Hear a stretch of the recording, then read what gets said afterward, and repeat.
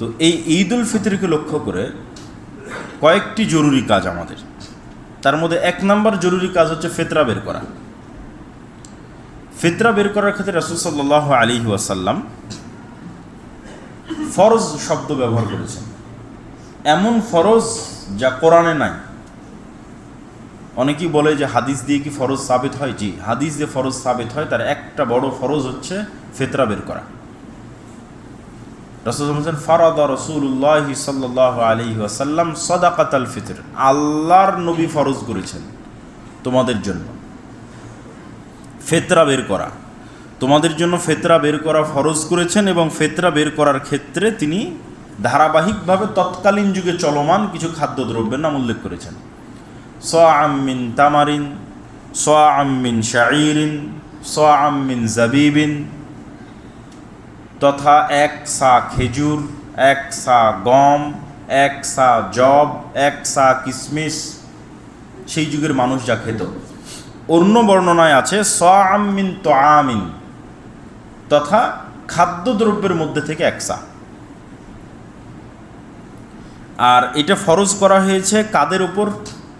আলাল আবদি, বান্দার উপর, আলাল হুররি, স্বাধীন ব্যক্তির উপর, আবদ মানে কৃতদাস, কৃতদাসের উপর, স্বাধীন ব্যক্তির উপর, ওয়াল যাকারি ওয়াল উনসা, ছেলে মানুষের উপর, মেয়ে মানুষের উপর, ওয়াস সগীরি ওয়াল কাবীর, ছোট বাচ্চার উপর, প্রাপ্ত বয়স্কর উপর, মিনাল মুসলিমিন, মুসলমানদের মধ্যে।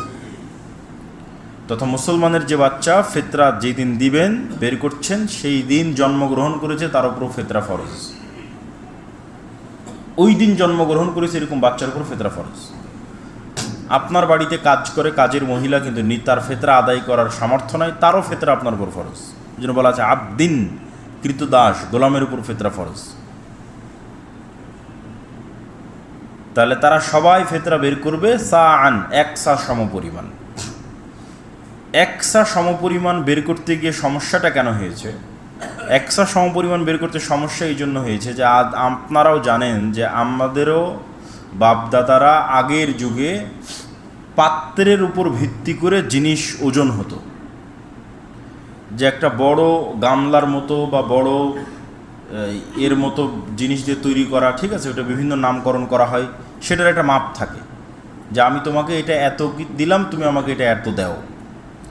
আগের যুগের এত অ্যাকুরেট মাপের জন্য কোনো মেশিনও ছিল না, বা কোনো পাথর জাতীয় কিছু রেডি করে সেটার ভিত্তিতে ওজন করা হবে, কিলোগ্রাম ঠিক করে, সেগুলোও ছিল না। মানুষ লেনদেন করতো পাত্র দিয়েই। তো ঠিক এরকম একটা পাত্র মদিনায় প্রচলিত ছিল, যে পাত্রের নাম সা। এটা একটা পাত্র, ওই পাত্রের মধ্যে খেজুর ঢোকালে যত খেজুর আটে সেটাই 1 সা, ওই পাত্রের মধ্যে গম ঢোকালে যত গম আটে সেটাই 1 সা। তো এই মতভেদটা এই জন্য হয়েছে যে ওই পাত্রের মধ্যে 1 সা খেজুর ঢোকালে আজকের বাজার অনুযায়ী কত ওজন হবে। এটা তো 1500 বছর আগের কথা। আবার মদিনার মানুষ, এবং এটা স্বাভাবিক মতভেদ, মদিনার মানুষ যেই সা ব্যবহার করতো ইরাকের মানুষ ওই সা ব্যবহার করতো না। আপনার রাজশাহী চাঁপাইনবাবগঞ্জে যেই ধামা বা যেই মাচা দিয়ে তারা চাউল ওজন করে এবং কুঠির মধ্যে চাউল রাখে, সেটা হয়তো আপনার চিটাগাঙে হয় না। চিটাগাঙে হয়তো আর একটা ওই জাতীয় জিনিস ব্যবহার হয় যেটার নাম ওই, কিন্তু সেটা মাপে ভিন্ন। এটা অস্বাভাবিক কিছু না, একদম স্বাভাবিক। তো ইরাকে ব্যবহার হতো একটা, মদিনায় ব্যবহার হতো একটা। তো আল্লাহ নবী বলেছেন মদিনারটা, তো অনেক সময় দেখা যাচ্ছে ইরাকেরটা গণনা হয়ে গেছে। তো এই মতভেদটা নিয়ে জটিলতার কিছু নাই, এই জন্য এইটাতে একটু প্রশস্ততাই রাখতে হবে। বর্তমান যারা গবেষক তাদের গবেষণা অনুযায়ী মদিনার 1 সা যদি চাউল ঢুকিয়ে মাপা হয় তাহলে 2.5 কেজি থেকে 3 কেজি এর মাঝামাঝিতে থাকে। তো আমাদেরকেও সেই মাঝামাঝি ধরে নিয়ে, অথবা 3 কেজি ধরে নিয়ে, অথবা 2.5 কেজি ধরে নিয়ে আমরা ফিতরা, সাদাকাতুল ফিতর বের করতে পারি।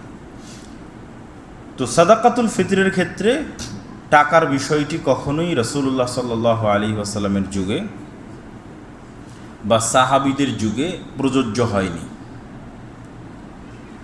এটা সর্বপ্রথম একজন সাহাবী, তিনি মূল্যমান অনুযায়ী গমের মূল্যমানের সাথে খেজুরের মূল্যমানের উপর ভিত্তি করে সা নির্ধারণ করেছিলেন, যেটার বিরোধিতা তৎকালীন সাহাবীরাও করেছিলেন যে না, আমরা এটার বিরোধিতা করছি। রাসূল সাল্লাল্লাহু আলাইহি ওয়াসাল্লাম যে মাপ বলে গেছেন আমরা ওই মাপেই দিব, গম হোক আর খেজুর হোক, দামের সাথে তুলনা করে লাভ নেই। তথা একটু খুলে বলি তাহলে বুঝতে সুবিধা হবে। তথা মদিনার একসা খেজুরের দাম যা আসতেছে, দেখা যাচ্ছে সিরিয়াতে অর্ধসা গমের দাম তাই আসতেছে। তো তখন উনি দাম হিসাব করে বলতেছে তাহলে তোমরা সিরিয়াতে অর্ধসা গম দিয়ে দাও, কেননা মদিনার একসা খেজুরের দাম যা, সিরিয়াতে ওই অর্ধসা গমের দাম তাই। তখন কিন্তু অসংখ্য সাহাবী এটার বিরোধিতা করেছে যে না, এইভাবে দাম তুলনা করে আপনি কত আসতেছে, তাহলে সেই তুলনা করলে কিন্তু দেখা যাচ্ছে একসা খেজুর একসা দেওয়ার পর সে একসা খেজুরের দাম আজকের বাজারে কত, সে অনুযায়ী ওই টাকা দিয়ে কত কেজি চাউল কিনলে কত কেজি চাউল হতে পারে, এই ভিত্তিটা উনি গমের সাথে করেছিলেন। সাহাবীরা তখন বিরোধিতা করেছিলেন। তো এটাই সর্বসম্মতিক্রমে বিশুদ্ধ সিদ্ধান্ত যে বিতর্কের ঊর্ধ্বে উঠে সা হিসেবে খাদ্যদ্রব্য প্রদান করে দেওয়া, এবং এটাকে দ্রব্যমূল্যের সাথে যেহেতু রাসূলুল্লাহ সাল্লাল্লাহু আলাইহি সাল্লাম সম্পৃক্ত করেনি, সেহেতু আমরাও এটিকে দ্রব্যমূল্যের সাথে সম্পৃক্ত করতে চাই না। আর রাসূল সাল্লাল্লাহু আলাইহি সাল্লাম যেটিকে দ্রব্যমূল্যের সাথে সম্পৃক্ত করেছেন, আমরা সেটি দ্রব্যমূল্যই দিতে চাই, সেটা যাকাত। কিন্তু আমাদের সমাজে ধর্ম পরিবর্তন হতে হতে যাকাত হয়ে গেছে কাপড়ে আর ফিতরা হয়ে গেছে টাকায়। যেখানে যাকাত হওয়া উচিত ছিল টাকায়, ফিতরা হওয়া উচিত ছিল খাদ্যদ্রব্যে। কেননা আমরা এর আগের বক্তব্যে আপনাদের সামনে পরিষ্কার করেছি যে জাকাতের মালিক আমি না। যেহেতু জাকাতের মালিক আমি না, সুতরাং এইটার আমার কোনো ইখতিয়ার নাই, কোনো অধিকার নাই যে এই টাকা দিয়ে আমি সেমাই কিনবো না কাপড় কিনবো, কিনে জাকাতের হকদারকে দিব, কোনো অধিকার নাই। যেহেতু আমি মালিক না, সেহেতু টাকা হুবহু ওইভাবে পাওনাদারকে বুঝিয়ে দিতে হবে, যিনি জাকাতের হকদার।